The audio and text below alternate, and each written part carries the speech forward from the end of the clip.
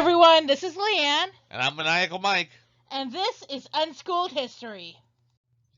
Welcome to the final part of our 4-part episode on the history of the Bible.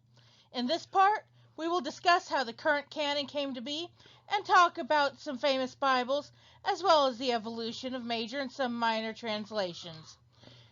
It took about 3 centuries to get to the canon we know today. But in the 2nd century, we got one of the first canons by Marcion of Sinope. Really?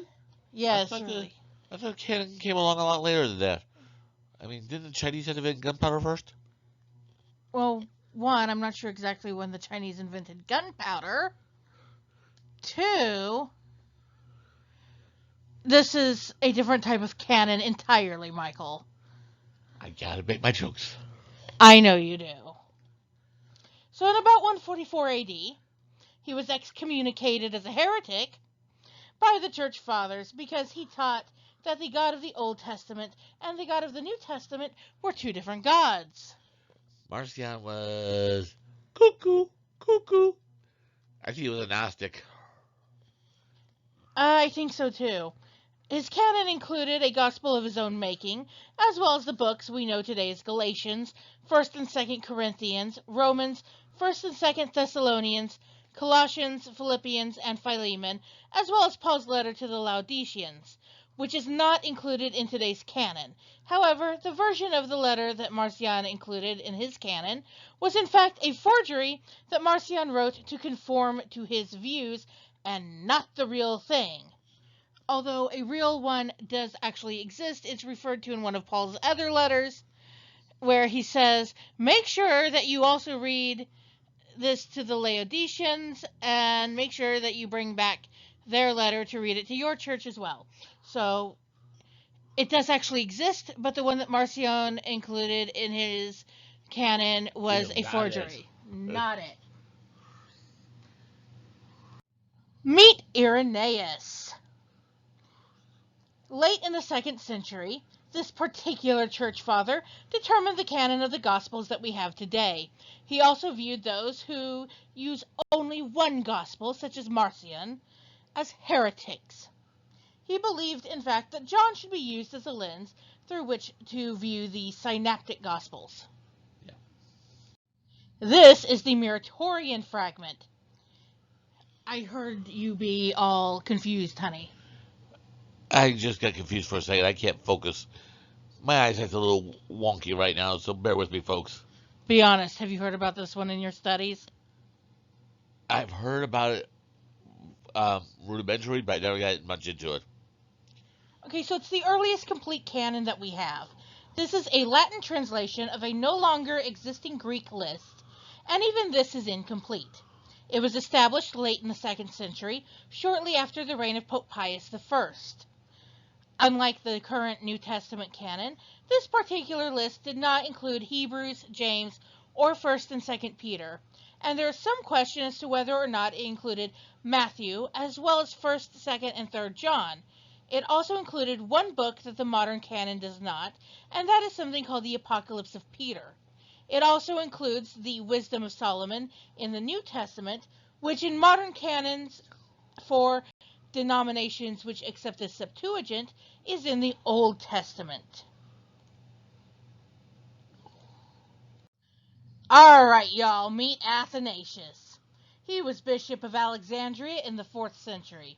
In his Easter letter of 367, he gave us the first list of what we now consider the canon of the New Testament.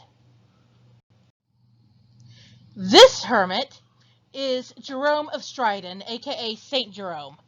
Pope Damasus I had him translate the entire Bible, both Old and New Testament, into Latin.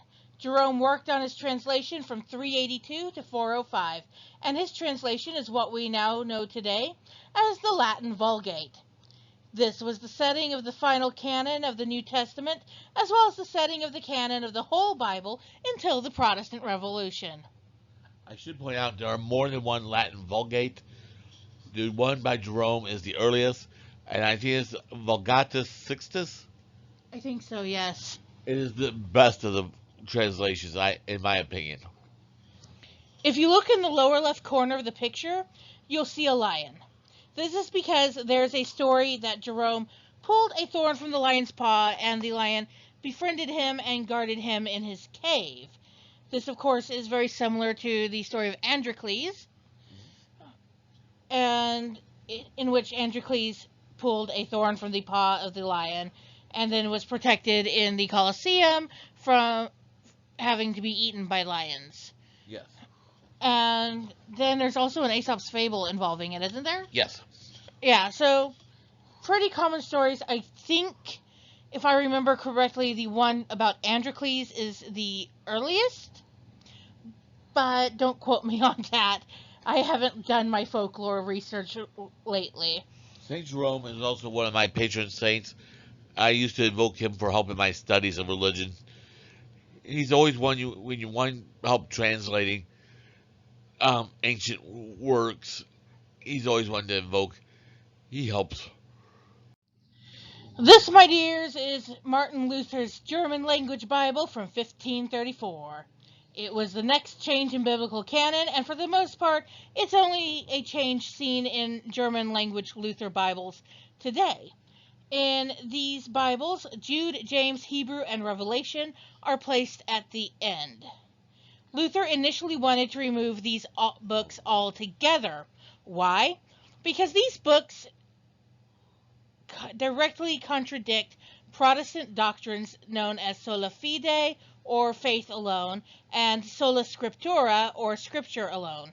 Luther also removed books from the Old Testament, the ones we know today as the deuterocanonical books, choosing to acknowledge the Hebrew Old Testament, not the Greek Septuagint. To this day, this is the Old Testament that Protestants recognize, and is the biggest difference between Protestant and Catholic or Orthodox Bibles. So, when did we get chapters and verses? Well, chapters came about in the early 13th century, and editors began numbering verses in the 16th century. Now, of course, the Dead Sea Scrolls scriptures, particularly Isaiah, did have some paragraph sections, but it's not the numbering we use today. And then you also have ancient Hebrew numbering of chapters and paragraphs, with a Hebrew character opening the paragraph and a Hebrew character closing the paragraph. And those characters are the first characters in the Hebrew words for open and close. And interestingly enough, those characters, the one for opening is actually an open character, and the one for closing is actually a closed character. So it's kind of cool. But basically, it was 16th century monks who did the actual numbering that we use today. And interestingly enough, it is also 16th century monks that we have to thank for the end of the Lord's Prayer. For thine is the kingdom and the power and the glory forever and ever. Amen. Amen. Yeah. Because it's not actually in the Bible, a inspired monk just wrote that in the margin. It was never meant to be copied. So there you go. That's the history of the Bible, or at least the most important bits. Obviously, we couldn't go as in depth as a university course or even several university courses over the time period of 4 videos. There's a reason there are people who actually do their doctoral theses on this subject. But there are some more famous Bibles from throughout history. We've already seen an image of the Vulgate and of Luther's Bible throughout this episode. This is an image of the Gutenberg Bible, which is extremely important because once Gutenberg created his printing press, the Bible could be printed cheaper and made more widely available. This, of course, helped to improve literacy. Now, I want to point out something. Gutenberg is credited with inventing the printing press and movable type, but this is not true. He created a more modern printing press and movable type, but the invention of it was actually done by the Chinese in ancient China. Yes. I have actually seen a Gutenberg Bible, and I have seen the Gutenberg printing press, both at the museum, well, at the Passages exhibit, and at an actual site in Mainz, Germany, at a museum. It is really, really cool the way it operates. And it's actually somewhat easy to operate Yeah. if you've got the muscles for it. Yes. But you have to have the muscles. Yeah. Because especially upper arm strength. Yes. Early printers were really, really strong. You didn't want to tussle with them. You may think The upper body strength was very important, and they had it. You also had to have really good stamina for just standing for hours and hours. So, it's not something that I would want to tussle with, is somebody who is strong enough to do that for hours and hours and hours on end. Definitely not a person to arm wrestle with. And like I said, of course, this increased literacy, because if you can't afford books to read, then what's the point of learning to read? And so up until that point, it was mostly actors who could read, at least in Europe, post the fall of Rome, once the Middle Ages started. Yeah. But honestly, if you can afford to buy books, then you're going to want to learn to read, and so more people were more inclined to learn how to read, and not just actors and the clergy and royal officials.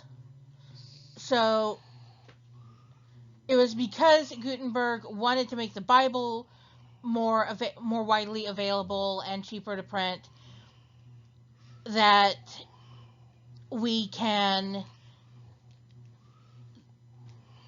now had rising literacy rates in Europe. Yes. At the time. So it's pretty cool. This is the infamous Wicked Bible, so called because of a nasty little typo. Looking closely at verse 14 of Exodus 20, you can see that it says, "Thou shalt commit adultery," instead of "Thou shalt not commit adultery." If you go to the Museum of the Bible, they have an example of this particular Bible. It was famously circulated in their Passages exhibit, and I have seen it. It is startling to see it, but it is an actual thing. Yeah, there are other nasty typo Bibles, such as the Cannibal's Bible.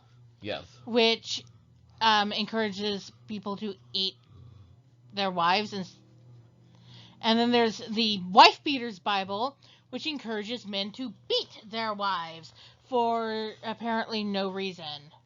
So there are several misprint Bibles, things that they have, and you should see them. Once the Bible became more mass produced, this was the big thing, is that instead of having... Okay, so you had the Sophers who did the Jewish scriptures and had to be 100% accurate. And then you had the monks who weren't quite as accurate as the Sophers, but as accurate as they possibly could be, bent over a desk for hours on end with barely any light. And then, but still extremely accurate because they were doing it just so carefully. And then, once you had movable type and mass printing, well, these errors slipped in because it was so easy to misplace a word. And it was also so easy to just, not realize that you had screwed up. So these misprints became more common. This is a page from the Tyndale Bible. It is the very first Bible ever printed in English. John Tyndale was actually burned at the stake by Henry VIII for daring to print the Bible in English and not having it authorized by the king. The Pope actually referred to Henry VIII as Defender of the Faith, gave him that title. And then, what did the king do after all that? Well, he decided he wanted to divorce Catherine of Aragon so he can marry a already pregnant Anne Boleyn.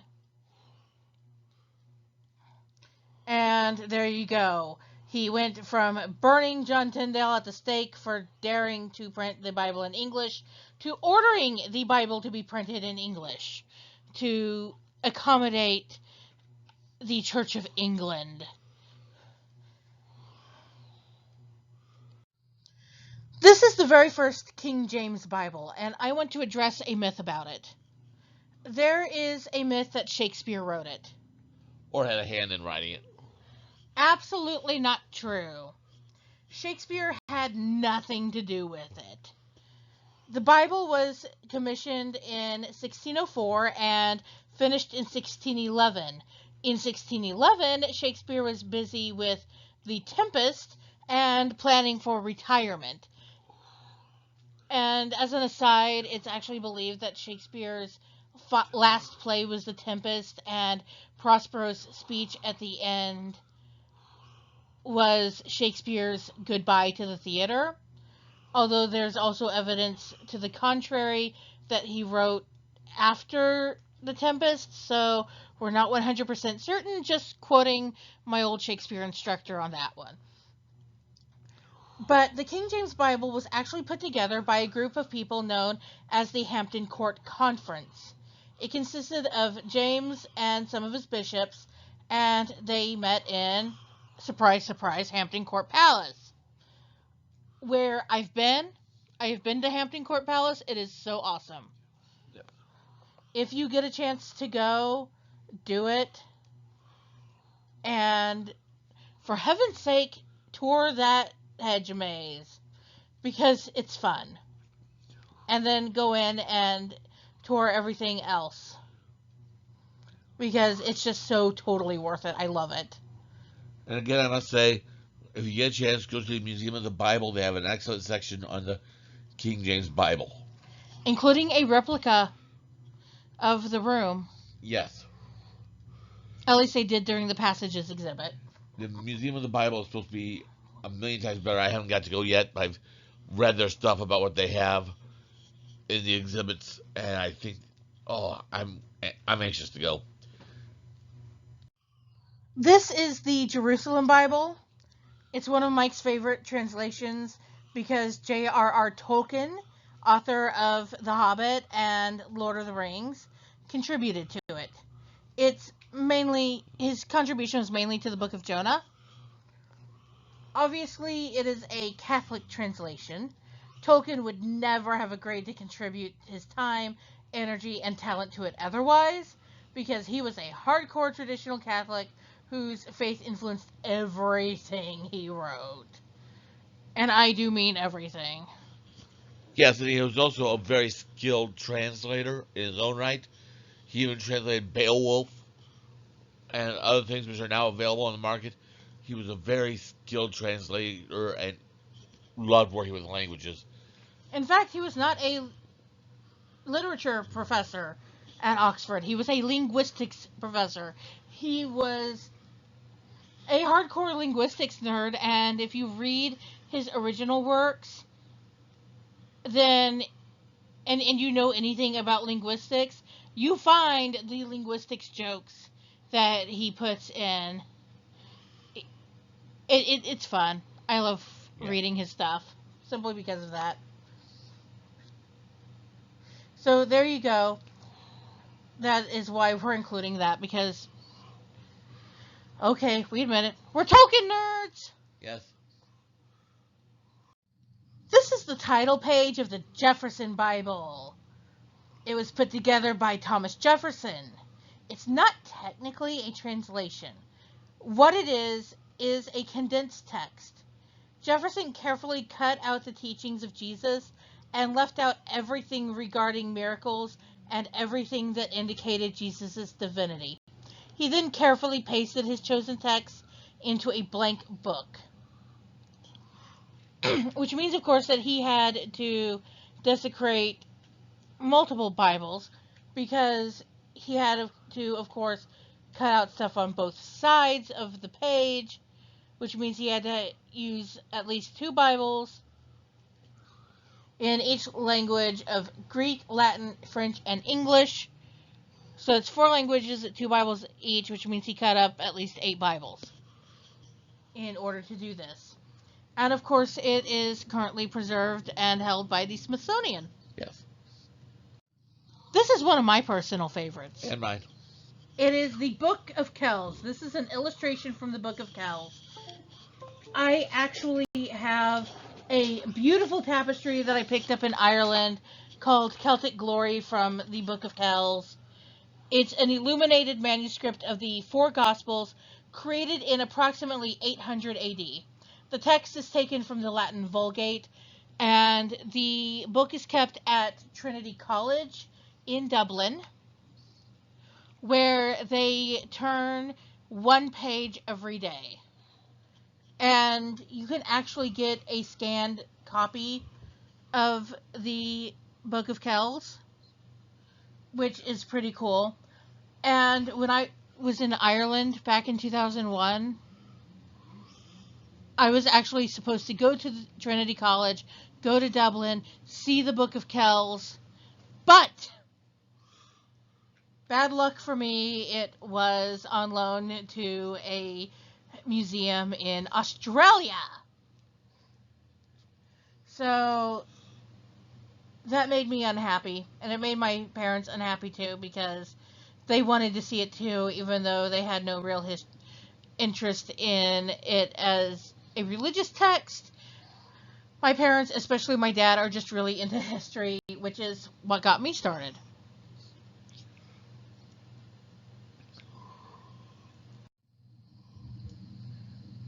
There are so many ways to read the Bible out there. This is just a small smattering of various translations that are out there. Let's see, it looks like I've managed to fit 1, 2, 3, 4, 5, 6, 7, 8, 9, 10, 11, 12, 14, 15, 16, 17, 18 onto this, into this image. And that's nowhere near a complete set. And of course, you can also read the Bible not just in printed form, but online, because there are websites like Bible Gateway. You can read it In the on Blue Bible. Yes, you can read it on the website of the United States Conference of Catholic Bishops. There's so many ways you can read it. There are apps. There are audio versions. There's one with James Earl Jones reading the Bible. And there are selected chapters currently being translated into, believe it or not, Klingon.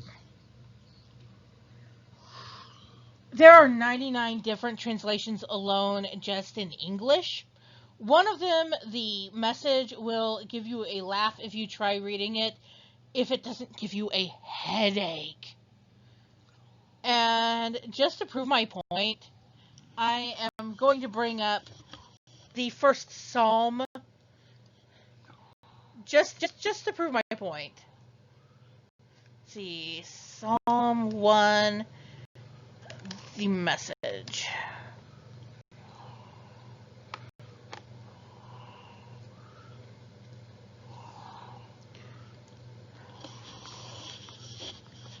Okay, guys, be ready for this. Be ready for a chuckle on this translation. And it's going to be in my best Southern accent because, let's face it, this translation deserves I guess actually a really bad Southern accent. It comes across as Southern with some of the wording used. How well God must like you. You don't hang out at Sin Saloon. You don't sink along Dead End Road. You don't go to Smart Mouth College. Instead, you thrill to God's Word. You chew on Scripture day and night. You're a tree replanted in Eden, bearing fresh fruit every month, never dropping a leaf, always in blossom. You're not at all like the wicked, who are mere wind-blown dust, without defense in court, unfit company for innocent people. God charts the road you take. The road they take is Skid Row. That's about the size of it, folks. I not Yeah. consider it. I know some people may like it, but it's not considered a very accurate translation. It's not accurate. It is not well written. It does not accurately reflect the spirit. It is not a word for word translation. It is not even a sense for sense translation in the vaguest of forms. It was written by a guy with no knowledge of biblical Greek, no knowledge of biblical Hebrew, no knowledge of biblical Latin, no knowledge of Aramaic. This is just his personal interpretation. I mean, there's John chapter 4 when you have the woman at the well meeting Oh boy. where he has Jesus saying, Sure enough. "Sure enough," and I'm just like, really? Okay, so go ahead, get a good laugh if it doesn't give you a headache. I wouldn't recommend it for serious study. For a more serious study, the Orthodox Study Bible, I think, is really good. Yes, the Orthodox Study Bible. The If you prefer medieval English, Or early modern English. early modern, I say Douay Rheims. Yes, the Douay Rheims. It would actually be pronounced Douay Rance, because Rheims is actually pronounced France, to rhyme with France.